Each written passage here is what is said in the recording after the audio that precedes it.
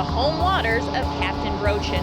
We hear that he's caught another giant catfish, so we're going to stick around and see if we can catch up with him later. I'm Dana Phillips, Channel 14 News. Welcome to the deep, dark, and eerie places that hold the #1 predator in freshwater. This is my world, the ancient battlefield between what lives above and what lurks beneath.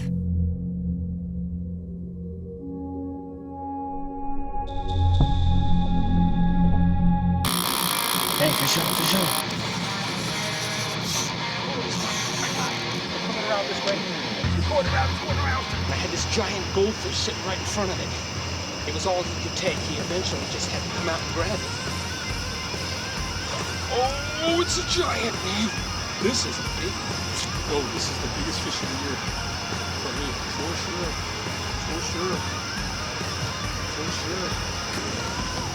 Oh, just peeling the drag. Oh my gosh. Wearing me out here. Oh man, this is a monster. It's a giant. Oh, he's just screaming to drag. He's running line. Trying to get him back. Oh, this is a beast. Oh gosh. It's going under the boat. You can't rush it. You just gotta time it out. Otherwise, he'd get off for sure. Oh gosh, I love these lines. This is a monster. Monster fish. Oh man. Oh gosh, there he comes. Got him time to get another one. I can't even get this one in the boat and I'm getting another bite up here. Oh gosh. This is a big fish. This is a big fish.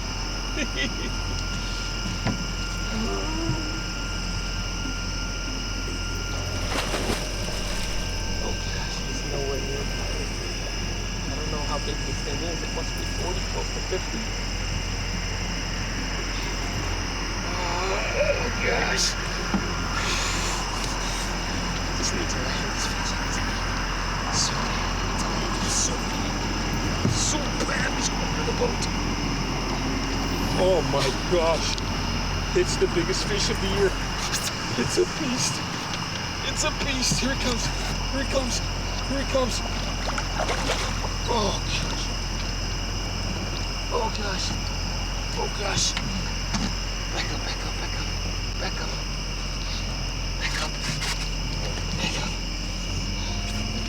Oh, here he is. Come on in.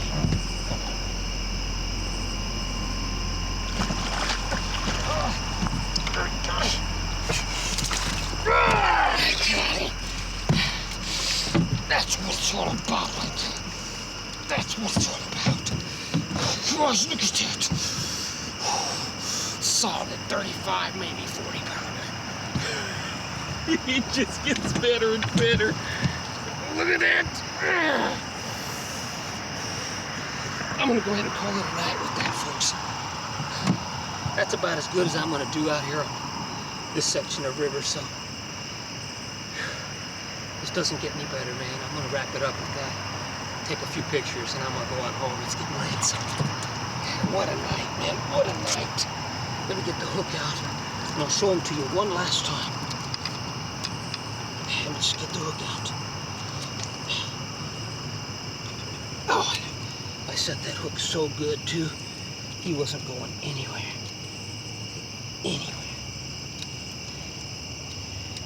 Come on, get the hook. Come on. He was... Oh, there we go.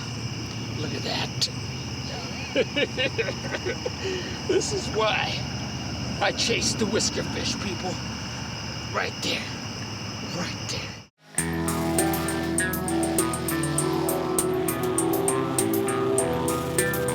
I'm Eddie Brochan, licensed captain and professional fishing guide.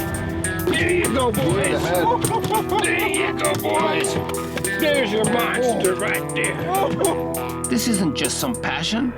It's my way of life. On a big live green sunfish, man, and he's just running out like it's a big fish, man. I spend most of my time on the water, sharing my boats, rods, tackle, and bait. But most importantly, my secrets on how to catch these freshwater giants. There are over 1,000 species of catfish around the globe, so when I'm not working, I travel the world to find them.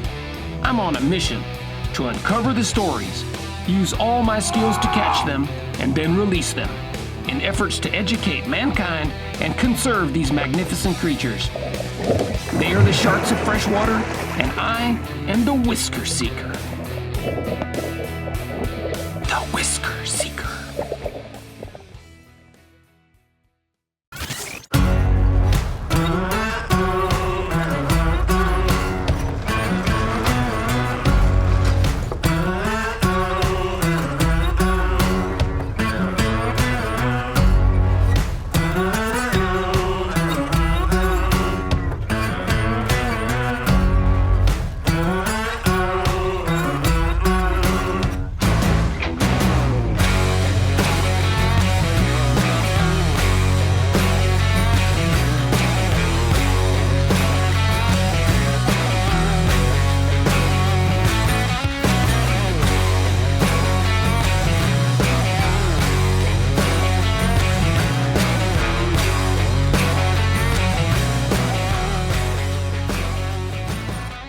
I was born in Evansville in 1971.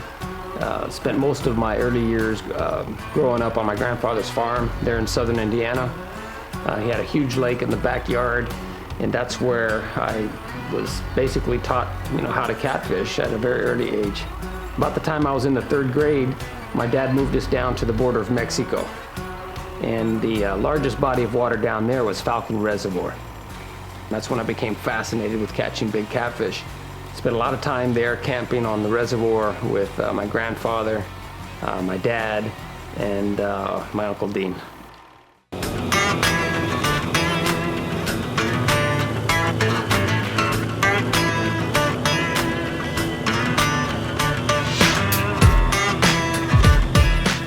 This evening, my clients got really lucky as I took them way upriver to one of my secret places to fish that is known to hold big flatheads.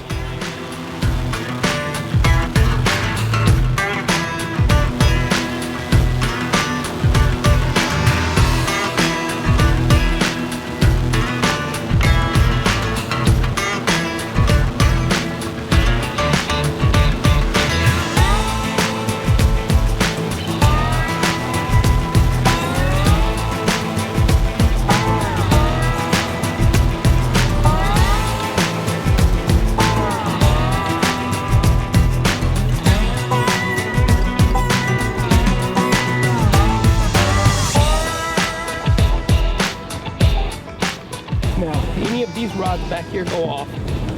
My job, I'm going to take them out and hand them to you. Okay?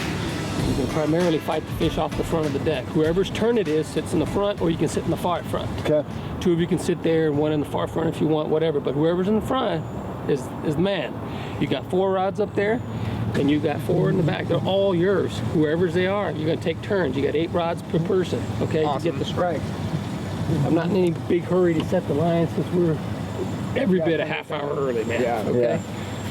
And you'll notice when the bite starts, you'll notice. You'll know it's coming, and as quickly as it comes, it's going to go. It's going to shut off. Here we go. That's what we'll use today. It's a perfect size 6. It's not nothing real big, but I don't have a whole bunch of real big bait in there today because I didn't want to hinder your chances of catching fish. Yeah. I don't know if a 20-pounder is good or not, but I got a bunch of average size bait. The bigger the bait, the fewer the fish you're going to catch. 9 times out of 10. I mean, last night when I was out here when we caught that 30, we hooked the biggest fish I've hooked probably in years, and I had a 1.25 pound red-ear sunfish on there. Okay, a big monster sunfish, and it was the first one that got hit. Okay, and I missed it. Okay, I missed it. I felt it too, man, and then it just came loose. And what did I do wrong, you know? But it happens, right? It happens. Oh, there he is. Look at that. Beautiful greeny catfish candy right there, boys. And Green candy, look how baby. lively it is. Green candy. Look how lively. That hook is enormous. That's what we need. That's what you need, That's man. what we need.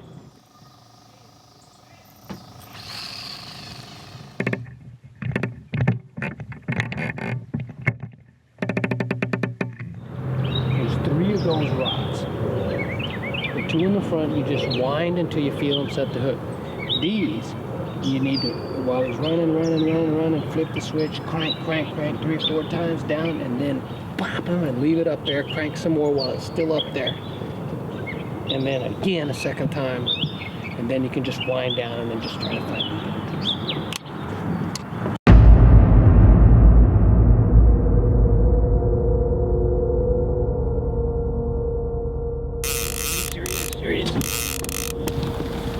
Hold on. Turn and go on that one. Turn fast. Go. You there? Now. Yeah. Pull up fast.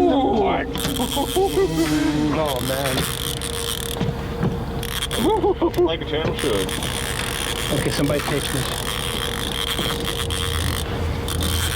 Keep going. Take your time. Oh, that's a bit. Keep the line tight at all times. That's a good sized fish. Yeah, man. That's a rod in my mouth. Wind that rod in. I'm considered a commercial fisherman. I've got a license as a commercial operator. I have to account my catch and release to the Department of Natural Resources every month. 90% of my charters are all CPR, catch, photo opportunity, and release. So we don't really harvest very many fish at all. Now, no one on my operations is allowed to keep any fish over 10 pounds. So if I get clients that come to me and say, we'd like to fill the cooler, and I said, that's fine. I'll even fillet them up for you and put them on ice, but they're all going to be under 10 pounds. Just keep them over here on the left.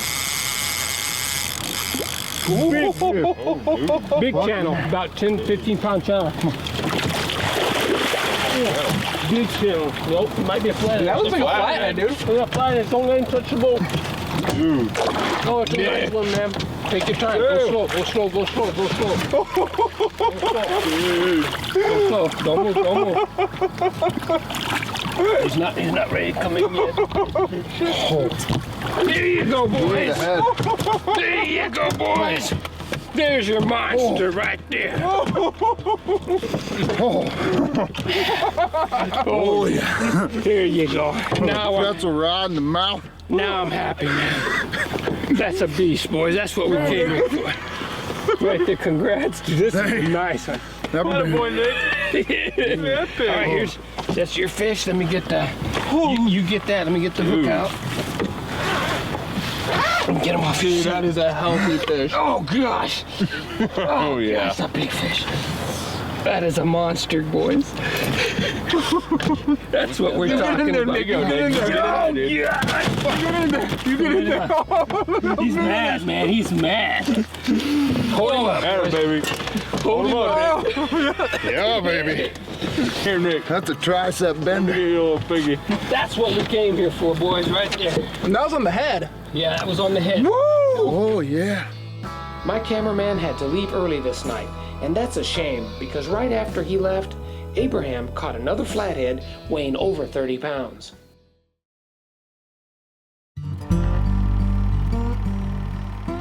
I've been catching catfish for as long as I can remember, which is why I think like a catfish. I often smell like a catfish, Oh, what is that smell? and some say I even look like a catfish. This is how I make my living, so to me, catfishing is serious business. These big cats must be protected and preserved for future generations, but there's a big problem. And when I first moved down here in '99, you could come out here anytime and catch a 30 or 40 pounder anytime. Commercial fishing and illegal harvest has drastically reduced the numbers of these apex predators. 2000 or so, there was like 400 pay lakes in the tri-state area, which is right here with access to the river fish, and it went from 400 to over 1,000 in a short time, all going after the same fish. Spoonbill guys are a big time player in this. Yeah. Because they used to not, when they get blue cats and stuff in their net, they throw them back. Yeah. They was at the spoonbill. Now, they get them, they take them, throw them in holding ponds. And then they sell them. And then they sell them. At the same time, we had a commercial fisherman move in. I watched that guy run his nets 24 hours a day, 7 days a week. So I'm a bit of a numbers guy. And from what I'm seeing and what I'm hearing, I'm scared to death. You know, I rely on big catfish to satisfy the demands of my clients, so I've got some skin in the game too. But let's just do the numbers here on the low end. If it takes 10,000 pounds of big catfish to satisfy the needs of one pay lake, and there's over 1,000 pay lakes here in the tri-state area, that's 10 million pounds of giant catfish per year. Now over 10 years, that's 100 million pounds of giant catfish coming into these pay lakes from our river systems. Now I'm not a biologist, but I am positive that our river systems cannot sustain this type of harvest at this level. It's not possible. Catching big catfish in public waters doesn't just happen. There's a process to achieve success, and it all starts with having the right bait.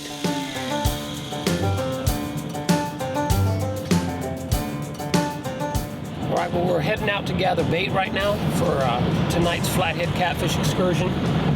The flathead is known as the #1 predator in fresh water. And in order to be successful tonight, we need to prepare. Have you ever heard that term, that you're gonna perform to the level in which you train? I'm sure that most athletes out there in this world have heard that at some point or another. So today, in order for us to be successful, we need to gather the right kind of bait so that we can be successful tonight.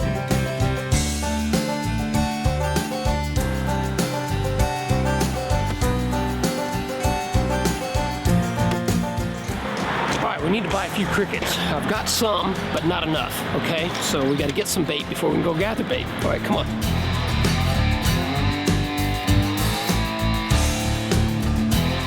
How you doing? Good morning. Need a couple crickets today. Okay. We're gonna go out and gather some bait. We're going to white cricket tonight. Okay, we've got the silver and two. We're gonna go with the 2. 4-2.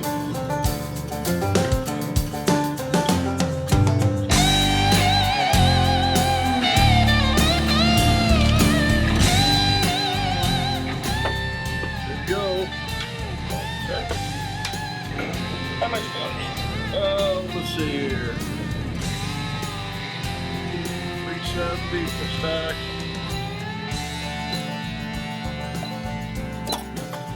$3.96.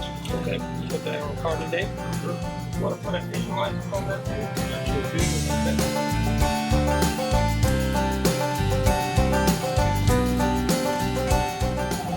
Okay, well, we're just now ready to pull in here to one of my favorite state parks to go catch us some little green sunfish, which is like the preferred bait fish for the flathead catfish. It's like candy to them. Now, we're going to be doing some spot fishing today, so I'm going to need to wear some shades to be able to spot them good in the water. All right, let's get going.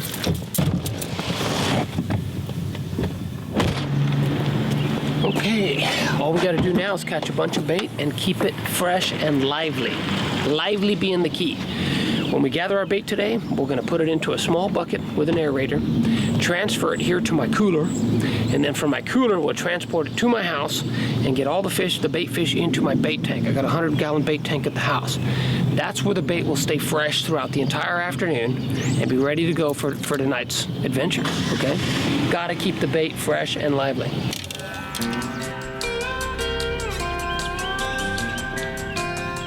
I've been catching bait here at this state park for over 25 years now, and it always produces. I should be able to get enough bluegills and green sunfish to last the entire night.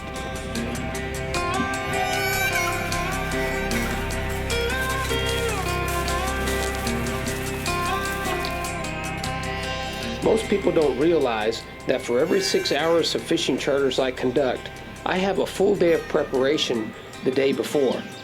But I don't mind, because gathering bait for me is just as much fun sometimes.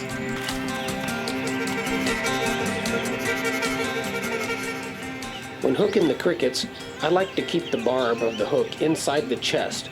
That way I don't get debris on the hook, because that can sometimes deter the bait fish from striking. You want the presentation to be as natural as possible.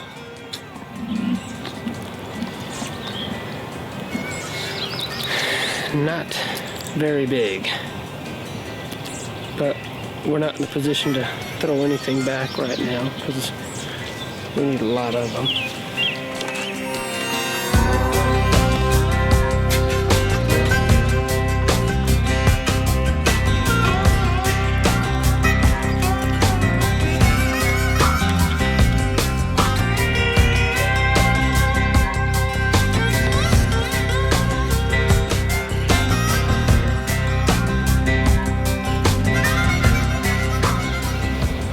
This is what we're after right here, is little green sunfish. I know what you're thinking, well, that's a little small for flatheads. Well, you're right, it is a little small, but the water temperature is still very cold for this time of year. It's only 60 degrees.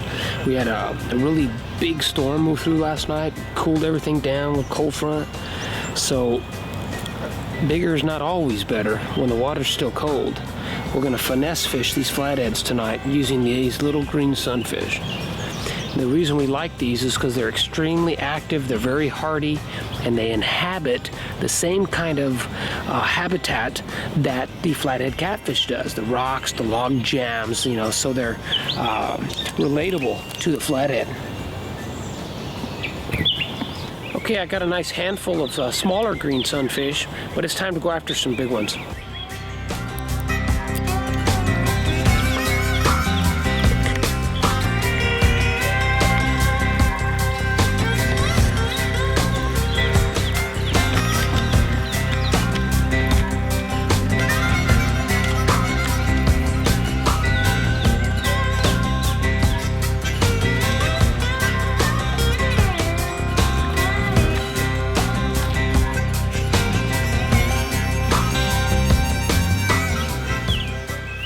There's always green sunfish hanging out here by this big chunk of concrete. And I usually hand line the presentation so I can place the bait right in front of the underwater caverns they hide in. The cricket draws them out every time.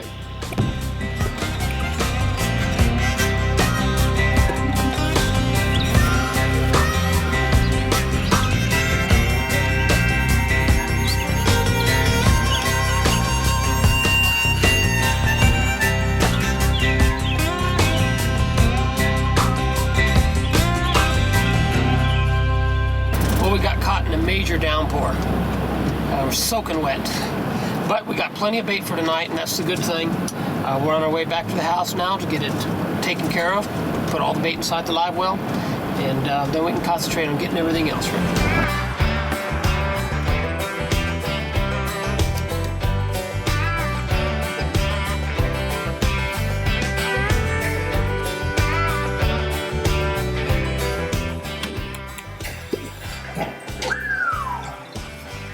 I know it looks like a lot, but it's really not.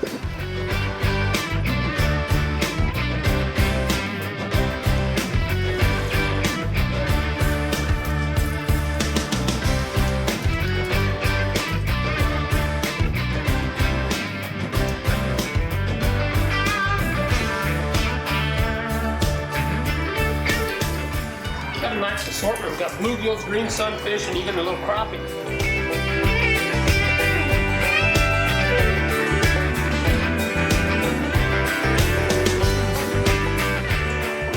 By far, that little green sunfish is the winner.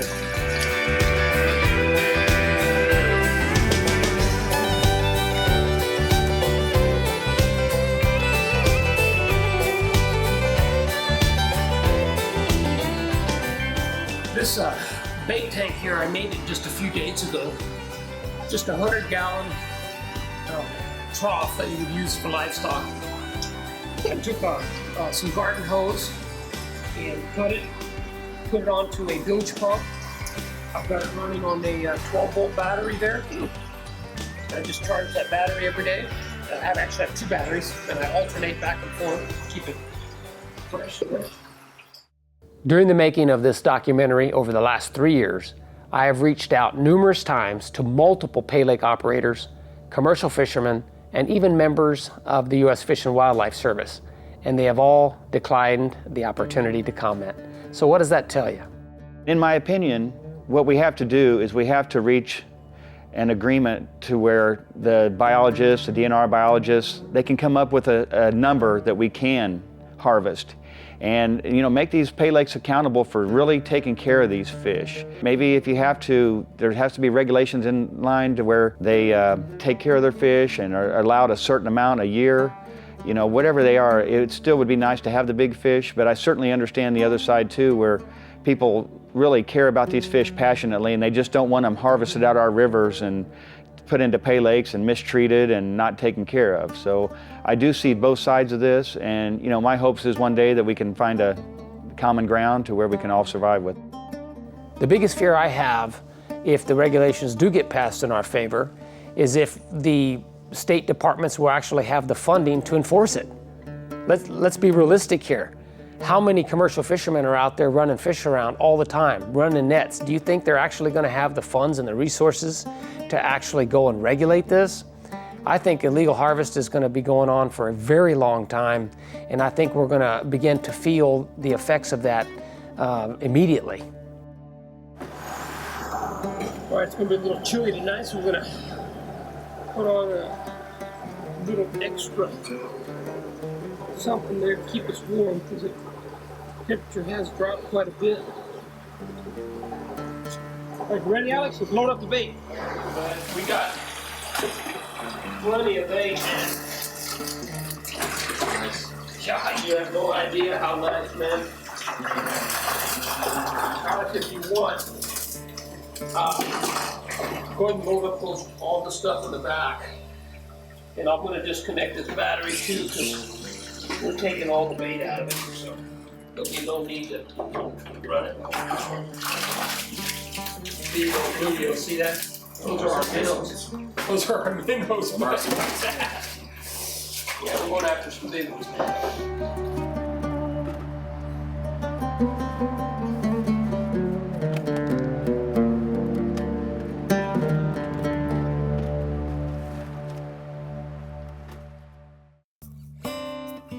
After we loaded up the bait, we headed down to the White River near downtown Indianapolis, one of the few places in the state untouched by commercial fishermen. It had been raining all day, so I knew it was going to be a great night to fish. I think what we need to do is set up the tripod on the very point, because the current's going to be on both sides of the point. Setting the upstream point? No, the downstream side. Let's put one in the middle and 2 shortly off to the side. And then the individual bank sticks, we can spread them out anywhere we want. And whether you want to use a remote or not use a remote, doesn't really matter at that point. That makes sense? Yeah, and then the eddy, where's the eddy at? There's an eddy, well, the eddy is created right on the point. There's just one right there on that point. So we can fish. That's why I want to set the tripod right there in that eddy. In this fish, close to the rods. The individual fish can current on each side. But that island, I mean, I call it an island, but the sandbar is probably an island now because the current's going to be split. It's just the water's up that much. And it is. That's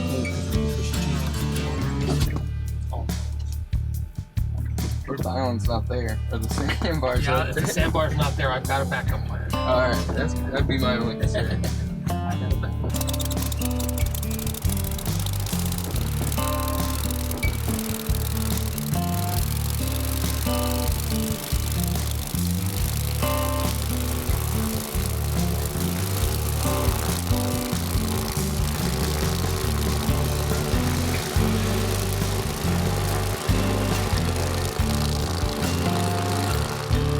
I really love this Dragonfly airboat.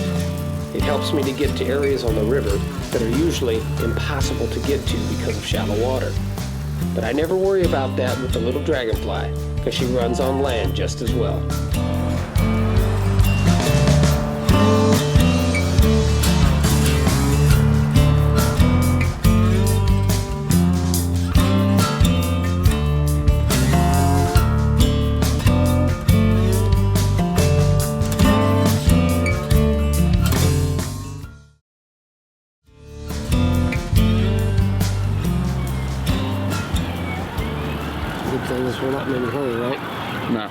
good. I gotta be at work first thing in the morning, but I'll be all right. I'll live. Well, you can do that when you're 22. Yeah.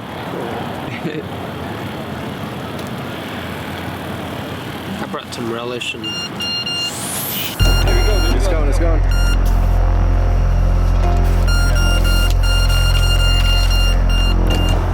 Here he is, I got him. It's a nice one. It's a really oh yeah, this is a big fish, fellas. Huge, huge, huge. This is a nice one. Oh, it's a big fish, guys. Wind in those lines, Alex. Wind in those lines. Hurry up. Hurry up. I have a bad habit of thinking every fish is a giant. But to my disappointment, most of the time, they're just average-sized fish. This is a big fish, fellas. Here, big fish. He's coming in. He's coming in. He's coming in.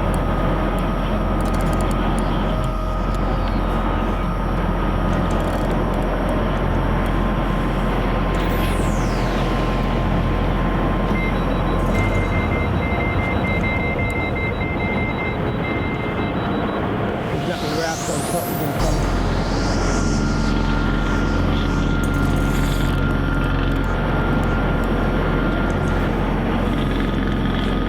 Got one? Alex, here he is, here he is, he's coming, he's coming. This is a big fish, fellas. This is a big fish, he's coming in. He's coming in, he's finally coming in.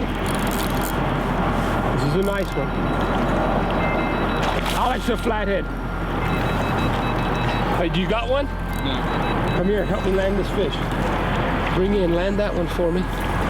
Oh, that's a big channel. That's a big one. That's a monstrous channel. Oh, there you go. It's a pretty nice channel cat. Again, we came down here to catch flatheads, and all we're catching are these big giant channel cats here on the White River. But you know what? I mean, look at that. That is a nice fish. He's got the clamp on me right now. He's biting on my thumb, but look at the head on that. He's a monster. That's for sure. A nice monster of White River right there. All right, let's go ahead and turn him loose.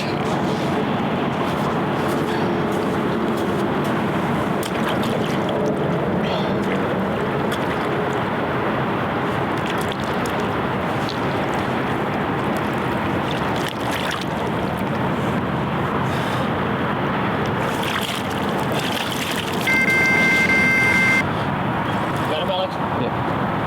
Is it a nice one? Oh, I can tell you. I'll land it for you. I'll land it for you. That's pretty solid. Solid? Feels Oh, solid. it's not bad. It's not bad. Here it comes. It's about a big channel. Big channel.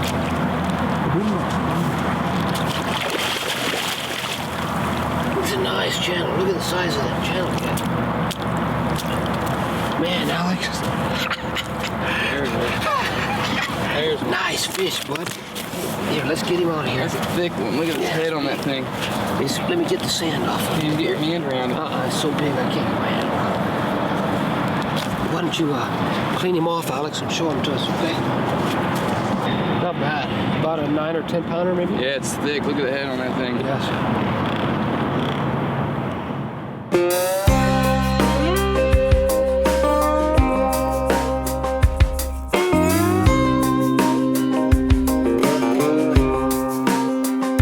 I'm on the edge of destruction. I'm on the edge of the unknown. I'm on the edge of Armageddon, and I ain't never. Here we go. Here we go. There he is. There he is. Oh, yeah. This is a nice one, guys. This is a really nice fish. Oh, he's running big time. Oh, he's out in the current. This is a nice one. Oh, this is a nice one. Let me get this line out.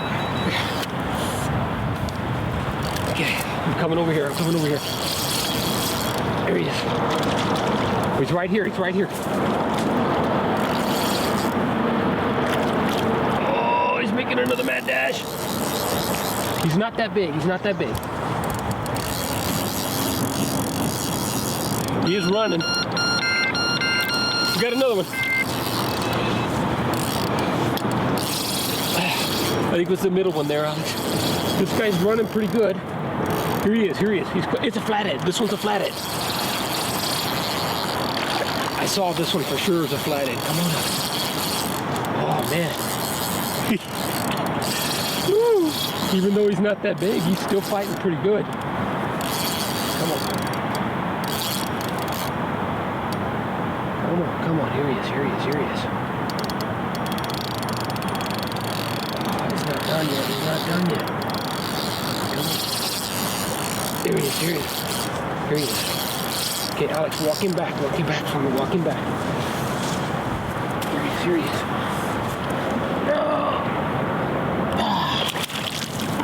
Nice little flathead. He's not that big, but man, you can see why they are the #1 predator in freshwater. Look at the size of the mouth on him, and he's only about 6-7 pounds. Hooked him right in the side of the mouth there. Oh, we got a strike, dude. Is he there? He was. A lot of action going on here, fellas. Okay, I'm gonna go ahead and set here. You take this rod. Here we go. Look at that. A real nice freshwater flathead. Oh, another strike over there. Another strike. Here we go. Here we go. There he is. You got him? No, I missed him. Okay, back. There's action. There's action here on the White River, ladies and gentlemen. But like I said, this is the #1 predator in freshwater. He's got a monstrous tail. He's got real soft fins and a real flat head. Look at that head. As flat as can be. And that's for fighting the current and for laying on the bottom. And you notice that their eyes are on the top of their head, which indicates that they're a predator. #1 predator in freshwater. It's not the 30 or 40 pounder we were looking for, but nonetheless, it is a flathead. It's what we came here for tonight. And I'm gonna go ahead and release him. So, put him back in the water.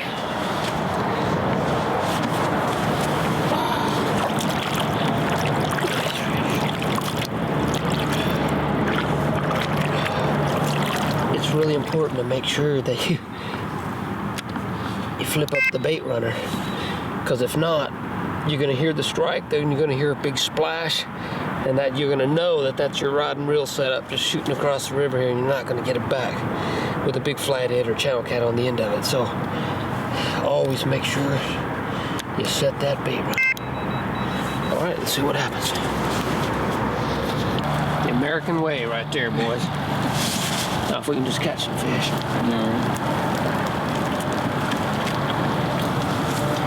All right. It's cold, look at that. Wow. Cold out here.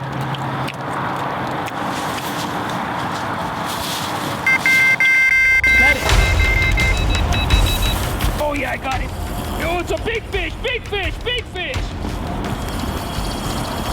Big fish, fellas. Big fish. This is a monster, guys. This is the big one. This is a big one. Let's come over here. I'm gonna come over here. Follow me. Follow me. Follow me. This is a big fish, dude. Big flathead, big flathead. Yeah, turn the light on. This is a big fish here. This is a big fish, guys. This is the 20. This is the 30. This is the 40. I'm not sure. It's big though. It's definitely a monster. This is a river monster right here in downtown Indianapolis, Indiana. Oh, this is a big one, guys. This is what we came here for, right here. He's not gonna be tired anytime soon. We're just gonna have to let him run because I've only got 16-pound test line, and this fish is not gonna tire anytime soon, I can guarantee it. But the way he's fighting, Alex, it's a monster. It's a monster. I just replaced that one. Oh yeah, this is a big fish, fellas. There you go, center rod. Did you get him? Nope. Yeah? I can't tell you. Nope. Get it out of here anyway. Get it out of here. Oh, guys, this is a big fish. Get this other rod out of here too. Get this one out of here too. Oh guys, this is what we came here for, man. Get that one out of here. Wind it up. I love it, man. I love it. Alex, there's no way we'll get this fish is just going to be here a while. Flathead catfish, and he's a big boy. We hooked him in 2.5 foot of water on a big live green sunfish, man, and he's just running. Alex, it's a big fish, man. What we came here, folks. We took the Dragonfly airboat and beached it on a big old sandbar that the rains had turned into an island. And we're just sitting out here on an island in the middle of the river. This is a big one, man. I've had him on for about 10 minutes already, and he's nowhere near ready. Alex, we got to get him away from this cover over here. We got to keep him away from the current, man. We got to keep him away from the current. I got to get him turned back into the... Oh, guys, this is a monster. He is a monster, Alex. Oh, gosh. Oh, man! Hey, you got another one. You got another one. He's in it. He's in it. He's in it. Don't set the hook. He's in it. Go ahead and just tighten it up. Do you feel me? No. Okay, good. Don't worry about that one. We got this other one on. We got to take care of this one first before we catch any more. This is what we came for right here. He's just running, man. He's running me all the way down the river. We may have to we can't get in the airboat. We can't go follow him in the airboat. Alex, there's no way. There's no way we're going to be able to follow this fish, dude. We're just going to have to tire him out. Get all the lines in, every single line. Every line in, Alex. Alex. Yeah, get that out of my way. Hurry up. Get it out of my way.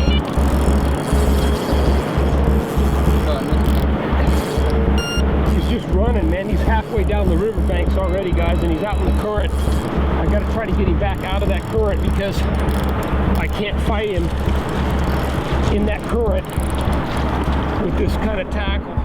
We've been fighting this fish so long that the batteries on the camera were running out, and we failed to notice that. So by the time we landed the fish, we were so excited. We were showing the fish off to the camera, and I can almost see the sweat coming off the brow of my cameraman as he knew that we'd run out of battery. So we weren't able to share the landing of this fish, but thank goodness we had some cell phones, and we were able to get some good pictures for you. My dad started this store back in 1951, and all of us kids started down here from a young age on, and I've probably been active in this store for the last 45 years.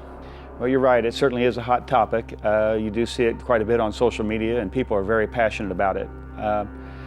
You know, there's two sides to every story, and on this side, the first side is these fish. They're not a sustainable resource if they're over-harvested.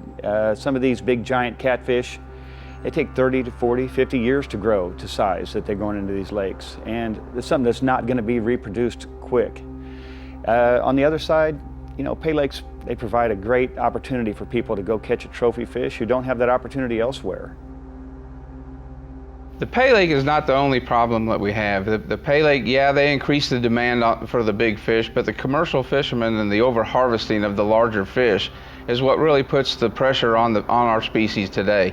It takes a fish over 5 pounds to produce the eggs that we need to replenish our species. If they continue to take the larger species that produce the larger amount of eggs, then our species, the numbers are going to decline rapidly. And that's what's happening today. Another issue we have with illegal harvest is the fact that there are a lot of people who cannot obtain valid state licenses that still go out and fish our public waters. And they catch big giant catfish and they take them home. It's not a topic that's easy to discuss. Everybody wants to be politically correct, but that's not my job here today. It's my job to tell the story.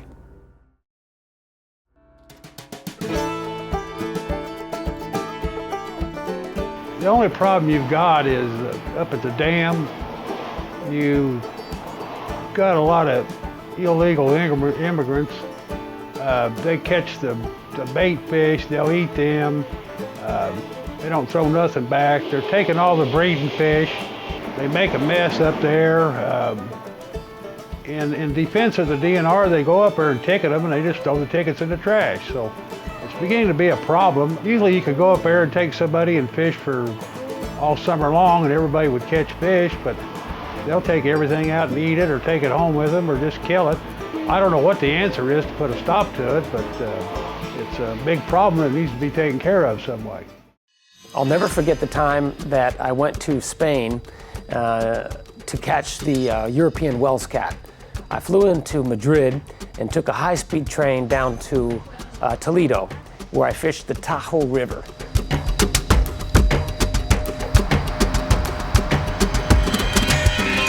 I had rented a room just 100 yards away from the dam of the river.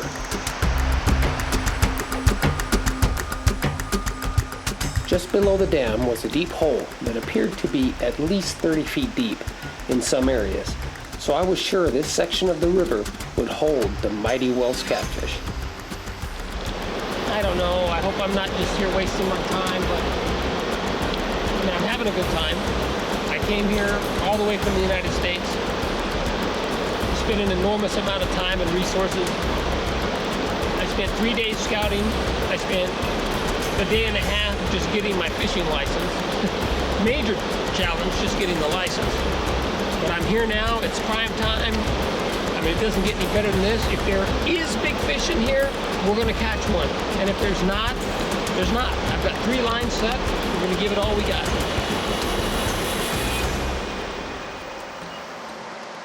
I was hoping to catch a giant Wells cat, but in fact, I should have gone north to the Rio Ebro. A year later, I was back in Spain. This time around, I rented a car and drove north to the Rio Ebro. It's a long drive to Caspe, Spain, but we didn't mind. It's such a beautiful scenic route that we enjoyed every minute of the journey.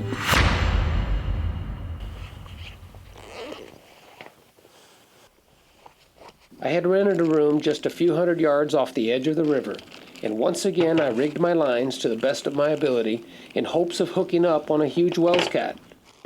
I had also reserved a boat so I could begin to learn the layout of the river and where these mighty fish might be hanging out, just waiting to be caught.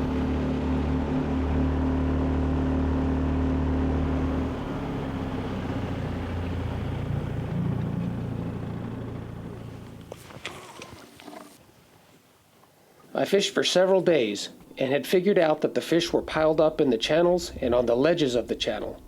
But by the time I had figured it all out, I had to go home empty-handed once again.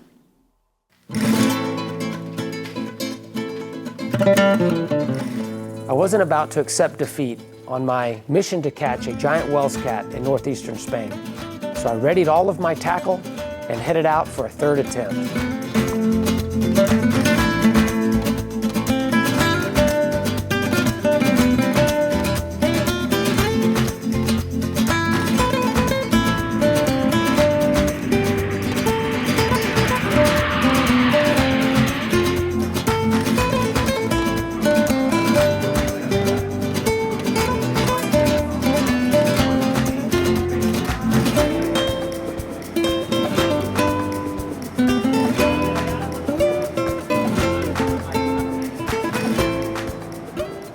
This is my third and final attempt to catch a giant Wells cat out of the Rio Ebro in northeastern Spain.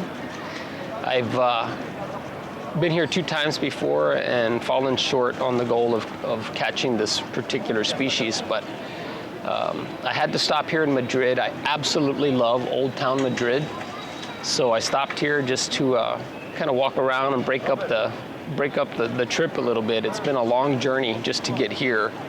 And so I got a little bit of food, and tomorrow morning I'm going to rent a car, and I think I've got about a 4.5 or 5 hour drive into Caspe, and hopefully by tomorrow afternoon at this time I'll have some lines set, and there's nothing like having some lines set as the sun is setting, because you know that those fish are going to turn on and hopefully we'll hook up.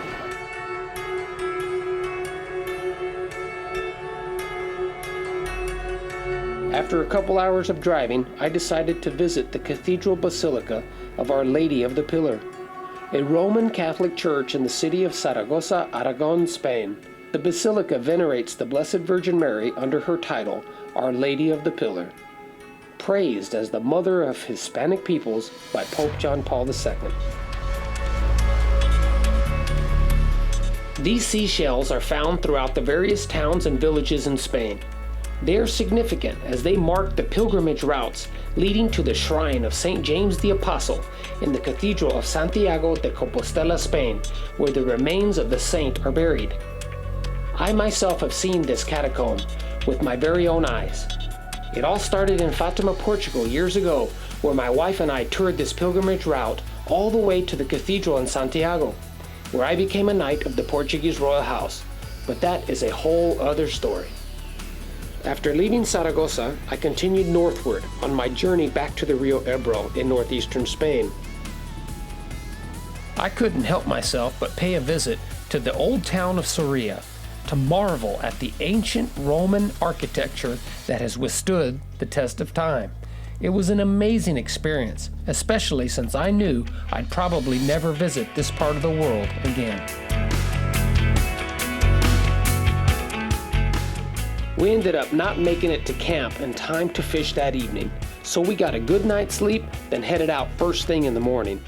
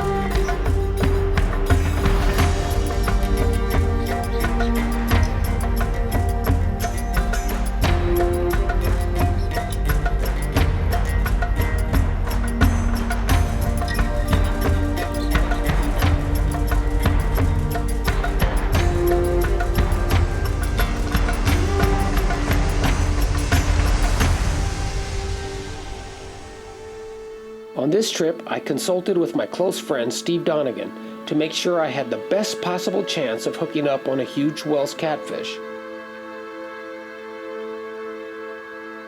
Steve operates a professional catfishing service here on the Rio Ebro, much like I do back home on the Ohio River, so I knew I was in good hands.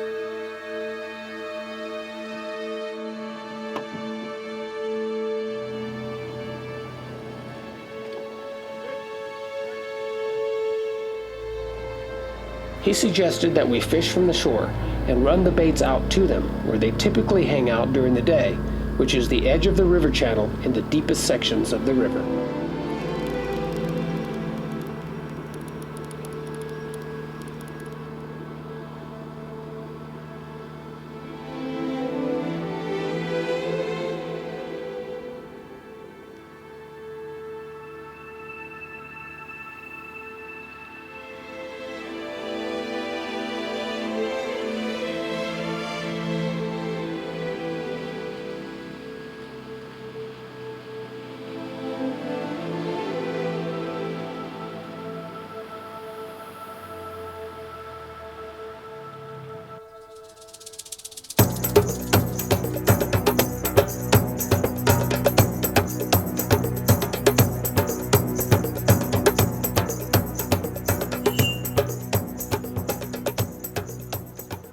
Finally.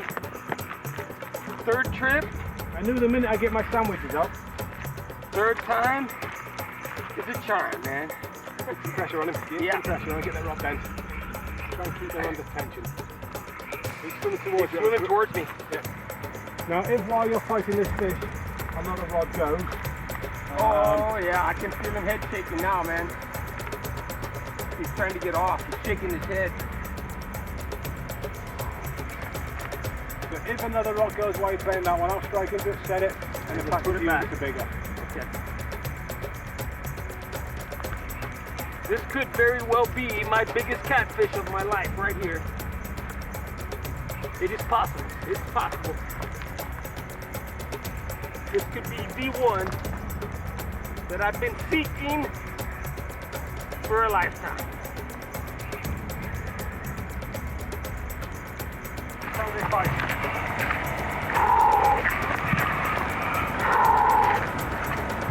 Oh, come on now. Come on, come on. Slow and steady wins the race right here. Slow and steady. What do we do? Because he is the first one. We are going to just slacken off a little bit, yeah? Okay, okay, okay. Okay, yeah, we want to not pull the hook, right? We don't want to pull the hook. Getting tired, man, getting tired. Arms cramping up.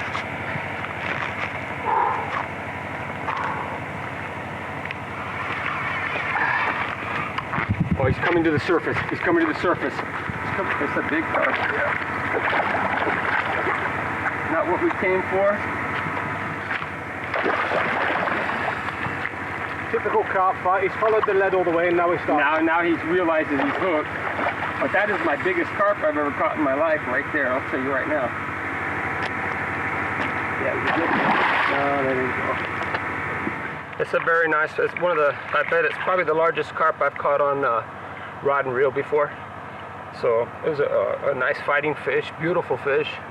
One of the prizes here in Europe. So we're going to make sure that we put him back safely here and make sure other people get opportunity to catch him.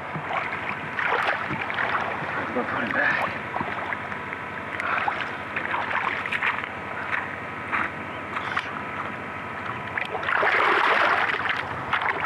And just like that, he gets to go back home, or she. Somebody else get a chance to enjoy that. Well, you know, this is my third and final attempt to catch a Wells cat here in northeastern Spain. You know, I finally hooked up, had a great fight. I was really hopeful, and you know, it's a bloody carp, right? Not that I have anything against carp, but it's just not what I'm after. But I'm not here to pretend I'm the world's best angler. I'm just here to pit my skills, my 25 years of professional angling experience to the test against the world's most formidable opponents. The whisker fish, the catfish species of the world, and the Wells cat has always been on the top of my list, on my bucket list, and it just hasn't happened yet. But how many times can you come to Spain for one species? Well, 3 was it for me, so, but I'm not giving up yet. We still have a half a day, so let's see what happens. We had a storm blow up, and all of a sudden, the rod just buries, and it just takes off. I always like fishing these storm fronts back home, and sure enough, oh, it's a big fish, it's a big fish. This is a big fish. This is what we came here for, right here at the last hour, man. Our trip ends this evening. We're about ready to wrap it up, and we hooked up. And it's a big one, man. Exactly what we came here for. Oh, man.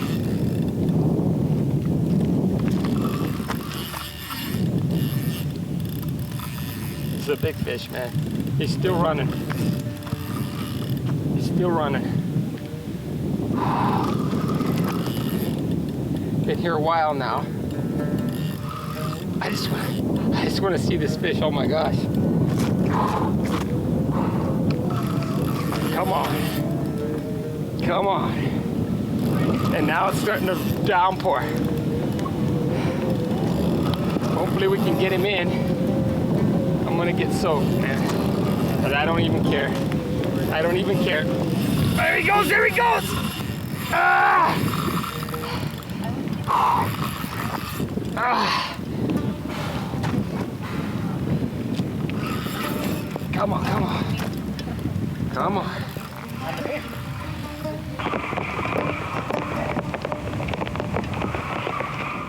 I was finally hooked up with a mighty Wells catfish, and after 10 minutes of fighting the fish, my arms were beginning to tire, but I was determined to land this fish.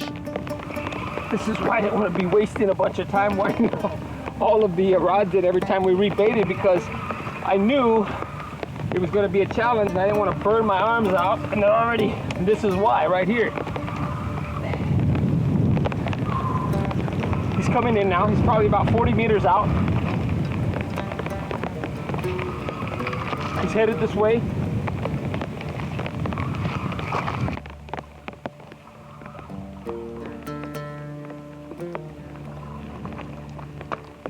Ah! Man, these fish are strong, man. Strong. Strong fighting fish. From the depth. Yeah, they dive deep. They're like a big flathead. They fight just like a flathead. Keep their head down the whole time, which is what I was hoping to find out. Sure enough, man, they're just like our flatheads back home. Except you catch a lot of them during the daytime. Oh, it's a monster, man.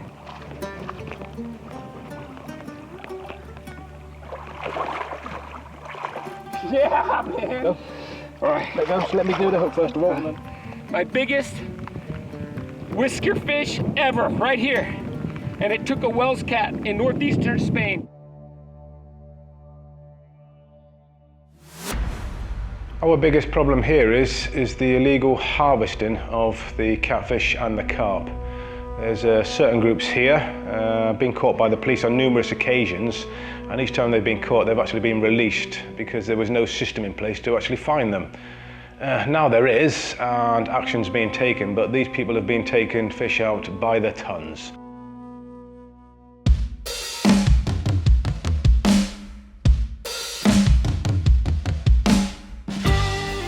After I released my Wells cat, we got another strike, and my cameraman couldn't believe that I asked him to switch places and let me have the camera, and I gave him the rod. I wanted him to have a memorable experience to take home for himself.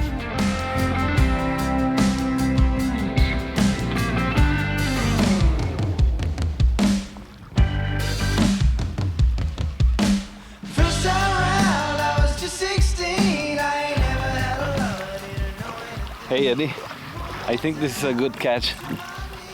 It's good that you gave me that chance to take it out.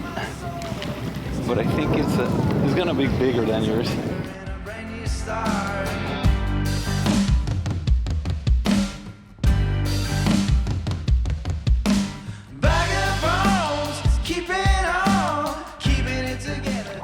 I can't believe that the director told me to take a chance with the struggle, with the rod that was on, and I took it and I got this specimen. Really thankful for the opportunity. This fish, it's a great experience. Big cat, whale cat, and now we're gonna release it.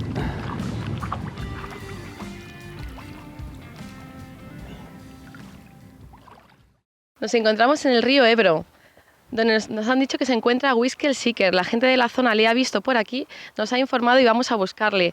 Este hombre de negocios, un empresario que dejó todo en la búsqueda del bagre más grande del mundo, que dicen que se encuentra en estas aguas. También nos han dicho que ya lo ha pescado. Entonces vamos a buscarle a ver si nos da una entrevista y nos cuenta su experiencia. Les informa desde el canal 23 María Pérez. Finally, after 35 years, I have caught the largest catfish of my career, but the celebration is cut short, as I must return home now and deal with the reality that my home waters are no longer suitable for my business. So where will I operate? We won't be stocking this weekend, but next weekend we will bring in 6,000 pounds of flatheads, and we will bring them in every week. We have 30,000 pounds in the holding pond right now. We will also start treating the lake every week, starting this week, to start their cycle, so come feel the burn. It means they know that they just put a copper sulfate is what they put in that pay lake to make those fish move. It depletes the oxygen in the water, so they're constantly moving, trying to find that oxygen. It's also making them feed to try to gain their energy back, so you're gonna catch fish. The burn part, that kind of gets me because the copper sulfate harms the fish, and they actually do get burns on these, burn marks on these fish. It hurts their gills. It basically, if they don't get caught 5 or 6 times put back in, that copper sulfate's gonna kill that fish, and they're gonna end up in a dumpster, a field. They ain't gonna go on a plate, for someone to eat. They don't allow these trophy lakes for people to keep these fish. They want to get as many catches out of these fish as they can before they need to go back to these public rivers to get more fish to restock their lake, just to do that same thing all over again. So as you can see, I have some serious decisions to make.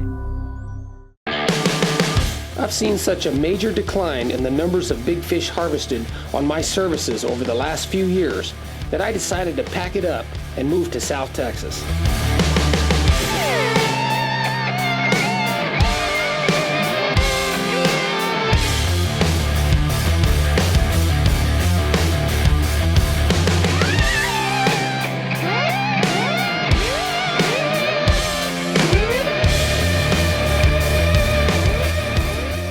We've been driving about 20 hours straight through right now, and we've still got about 4 or 5 hours to go before we can get to Falcon Reservoir. But it's going to be well worth it. There's some giant fish in there. I was down here just a couple months ago to test it out, and ended up catching an 84-pound blue cat, and also hooked an even bigger fish, but it broke my rod in half because I didn't have my best tackle with me. But this time we're well prepared.